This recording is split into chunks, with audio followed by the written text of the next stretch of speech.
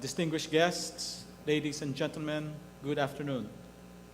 Our meeting today marks a significant moment for SM Investments. On March 27th this year, we celebrated the 10th anniversary since SM Investments was publicly listed on the Philippine Stock Exchange.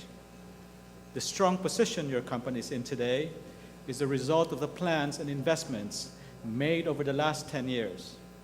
Later, after discussing our performance in 2014, I would like to return to this point. In 2014, the Philippines retained its spot as the second fastest growing economy in Asia, second only to China. This growth was driven by strong expansion in the construction and export sectors and a sustained increase in consumer spending. The Philippines maintains a healthy monetary and financial system and is supported by a young, productive population with income earners spread all across the globe. Building on these, SM's businesses in retail, banking, and property development delivered strong growth last year despite experiencing increased competition. Our revenues grew 9% to 275.7 billion. We don't consolidate our banks, so this revenue growth was driven mainly by retail and property, which enjoyed strong customer support as they also expanded their footprints, particularly our malls and our food retail stores. In 2014, SM delivered record net income of 28.4 billion, up from 27.5 billion. Without exceptional items, SM's recurring income grew 14.4%. Banks made up 41% of the group's consolidated net income, while property and retail contributed 38% and 21% respectively. Our banks, BDO and China Bank, grew strongly during the year. BDO's net interest income grew 19% to 51.2 billion. Its lending activity also grew 19% to over 1 trillion pesos, while its deposits increased by 11% to 1.5 trillion. BDO posted net income of 22.8 billion, and excluding significant trading gains in 2013, its core income grew by 18%. BDO is the country's largest bank, but it is also highly prudent and very well capitalized. Capital adequacy ratio stood at 14.6%, and its non-performing loans last year were down to 1.3%, with its provisions at 188% of NPLs. Meanwhile, China Bank's net interest income grew 42% to 14.1 billion due to strong growth in loans as well as from its recent acquisition of Planters Bank. Lending grew 31% to achieve a lending portfolio of 298 billion, and deposits rose 13% to 399 billion. In 2014, China Bank posted net income of 5.1 billion, and its balance sheet also remained strong and well capitalized with a capital adequacy ratio of 14.9% after undertaking an 8 billion pesos rights offering during the year. In 2014, SM Prime celebrated its 20 years in business, ending the year with a market capitalization of 492 billion, becoming the largest property conglomerate in the country. SM Prime reported consolidated revenue growth of 11% to 66.2 billion, driven by rental revenues, which rose 13%, mainly due to the new mall openings and expansions in the last 2 years. Growth also came from SM Prime's commercial property group, which rents out office buildings mainly to the BPO sector and is expanding at the rate of 1 new building a year. SM Prime's housing subsidiary, SM Development Corporation, posted 6.6% increase in real estate sales to 22.2 billion.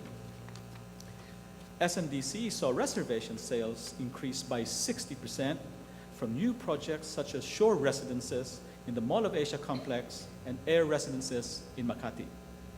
Overall, SM Prime reported a 13% growth in net income to 18.4 billion in 2014, with all business units delivering to expectations.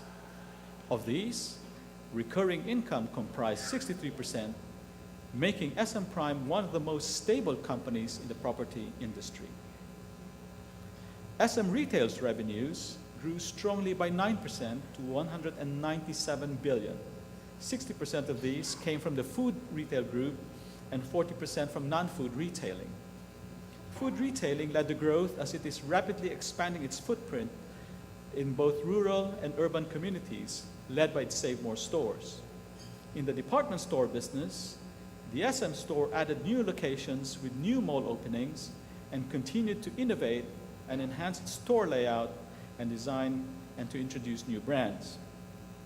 SM Retail ended the year with a total of 267 stores, and it is also exploring other emerging avenues such as e-commerce, leveraging the reach of our stores to offer more convenience to shoppers. Overall, the retail group reported net income of 5.9 billion, up from 5.7 billion the year before. SM Foundation continued to support the communities we serve through its efforts in education, health, livelihood, and disaster relief.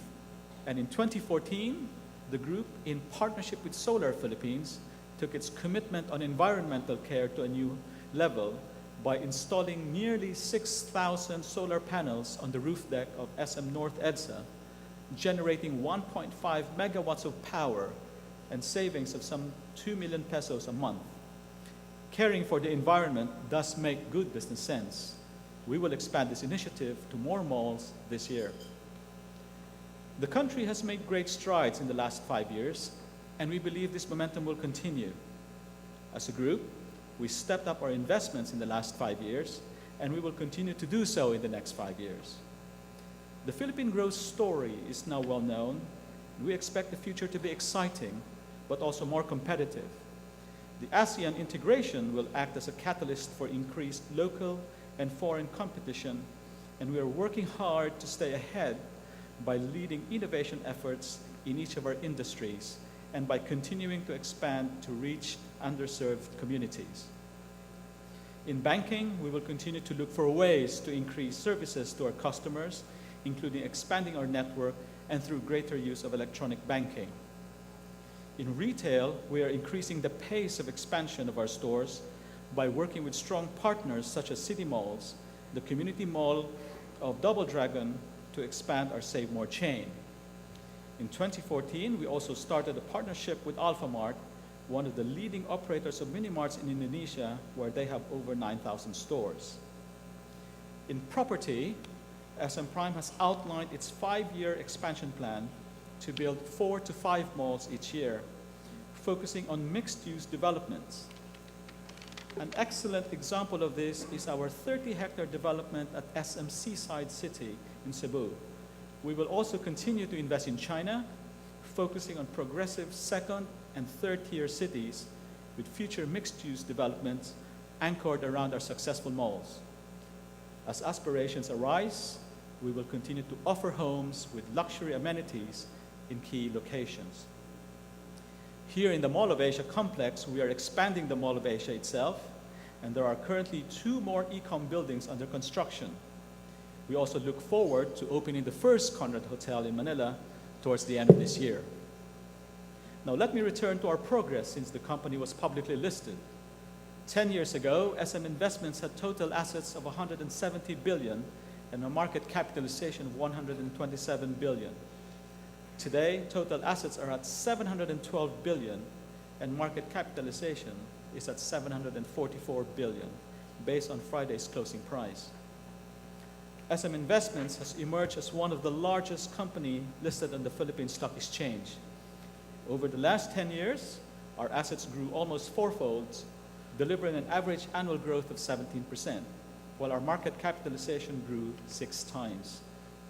Revenues in 2006 was 89 billion and stood at 276 billion in 2014, an average growth of 15% per year. Net income was 10 billion at listing and 28.4 billion in 2014, posting an average annual growth of 13%. Our equivalent share price at listing was 192 pesos a share. As of Friday, it was 6 times at 930 pesos. With your full support, we look forward to the next decade, hoping to replicate, if not exceed, what we have achieved in the last 10 years. The Board of Directors and management are deeply committed to continue pushing the boundaries of growth, delivering significant benefits to our customers, employees, host communities, and to creating value for you, the shareholders of SM Investments. Thank you very much.